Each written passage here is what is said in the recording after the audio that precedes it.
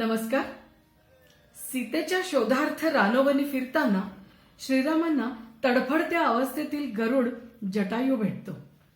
सीतेला रावणानं गगनमार्गे कपटानं दक्षिण दिशेला घेऊन गेलाय असं तो कसंबसं रामांना सांगतो आणि आपले प्राण त्याग करतो.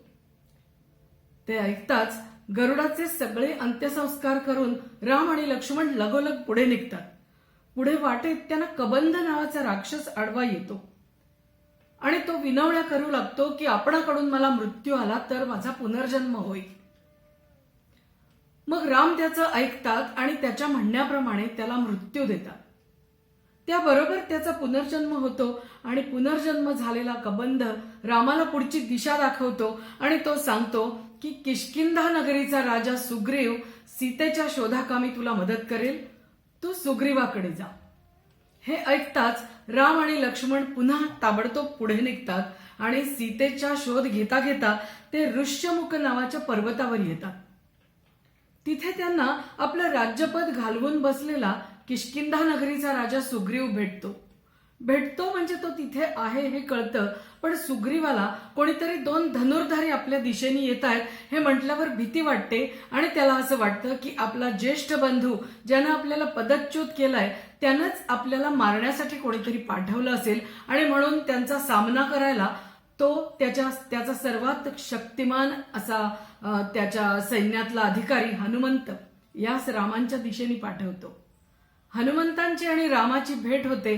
त्यावेळेला हनुमंतांना समजतं की राम सुग्रीवांना भेटायला आले आहेत आणि मग सगळी कहाणी रामाची हनुमंताला कळते आणि सुग्रीवाची कहाणी रामाला हनुमंताकडून कळते. ज्या क्षणी ही माहिती रामापर्यंत पोहोचते त्या क्षणी राम हनुमंताला आश्वासन देतात आणि त्याला म्हणतात आमची सुग्रीवाशी भेट घडवून दे. राम आणि सुग्रीवाची भेट घडते. त्यावेळेला सुग्रीवाच्या जीवात जीव येतो आणि तो रामांना सांगतो की माझ्या पत्नीचे देखील माझ्या ज्येष्ठ बंधू वालीनं अपहरण केलं आहे आणि माझा राज्याच्या सिंहासनावर अधिकार असताना मला तिथून पदच्युत केलं आहे.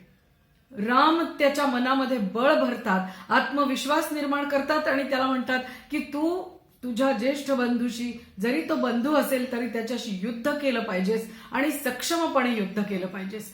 सुग्रीवाला वालीशी ते युद्धाला तयार करतात आणि मग सुग्रीव वालीला युद्धासाठी ललकारतो.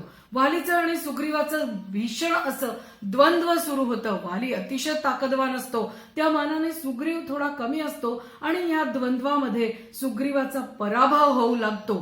ते पाहताच एका झाडाआड दडलेले प्रभू श्रीराम झाडामागून एक तेजस्वी असा बाण वालीच्या दिशेनं सोडतात. तो बाण वालीला लागतो आणि वाली मरता मरता बघतो. त्याला श्रीरामांचं दर्शन होतं आणि तो मृत्यूच्या शय्येवर पडत असताना रामांना म्हणतो, का आपण असं का केलं? मी आणि आपण आपल्या एकमेकांमध्ये कुठलंही शत्रुत्व नाही, तरीही तुम्ही तुमच्या बाणाने मला का मारताय? त्यावेळेला राम त्याला जे उत्तर देतात ते सगळ्या रामकथेचं सार आहे आणि ते सार असं आहे, अधर्माचा नाश आणि धर्माची प्रतिष्ठापना हेच कुठल्याही मानवाचं परम कर्तव्य असतं. म्हणूनच मग गदिमा रामाने दिलेलं हे उत्तर आपल्या या तेजस्वी शब्दांमधून या काव्यामधून असं सांगतात. श्रीरामांच्या शब्दात श्रीराम असं म्हणतात, मी धर्माचे केले पालन, वाली वधना खल निर्दालन. अखिल धरा ही भरत शासिता, न्यायनीती तो भरत जाणता. त्या भरताचा मी तर भ्राता, जैसा राजा तैसे प्रजाजन. वाली वध ना खल निर्दालन.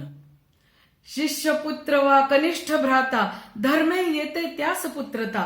तू भ्रात्याची हरिली कांता, मनी गोपुनी हीन प्रलोभन. वाली वधना खल निर्दालन.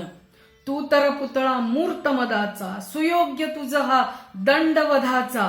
अंत असा हा विषयांधाचा, मरण पशुचे पारधो होऊन.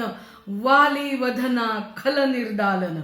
दिधले होते वचन सुग्रीवा, जीवही देईन तुझिया जीवा. भावास्तव मी वधिले भावा, दिल्या वचाचे हे प्रतिपादन. वाली वधना खल निर्दालन.